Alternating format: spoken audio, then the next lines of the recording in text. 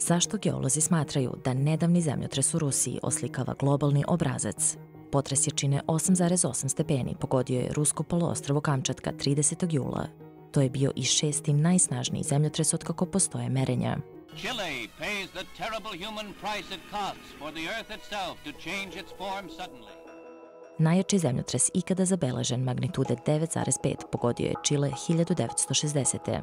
Samo 4 godine kasnije Aljasku je pogodio potres jačine 9,2 stepena. Razoran zemljotres magnitude 9,1 zadesio Indoneziju 2004. Izazvao je tsunami kada je poginulo oko 230.000 ljudi širom Indijskog okeana. Potom je potres jačine 8,9 stepeni pogodio Japan 2011. Usledio je tsunami koji je doveo do nuklearne katastrofe. Vidite li obrazac? Svi ovi veliki zemljotresi dogodili su se duž jednog geografskog pojasa. U pitanju je ogromni luk u obliku potkovice poznat kao Pacifički vatreni pojas. Zapravo se oko 80% zemljotresa i 65% svih vulkanskih erupcija dešava upravo ovde. Šta je tačno vatreni pojas i zašto je toliko aktivan? Spoljašnji omotač zemlje sastoji se od ogromnih delova koji se zovu tektonske ploče. One se neprestano pomeraju, a na mestima gde se susreću dolazi do snažne seizmičke aktivnosti. Duž vatrenog pojasa različite tektonske ploče se sudaraju.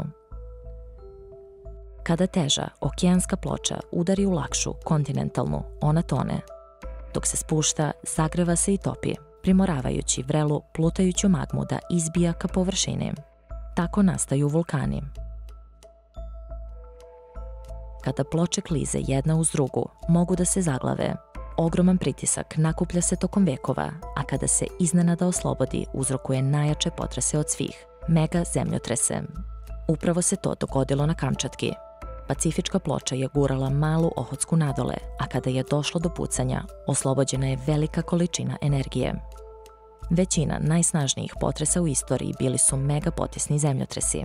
Kako tektonske ploče ne prestaju da se pomeraju, možemo da očekujemo nove seizmičke aktivnosti duž vatrenog pojasa u budućnosti.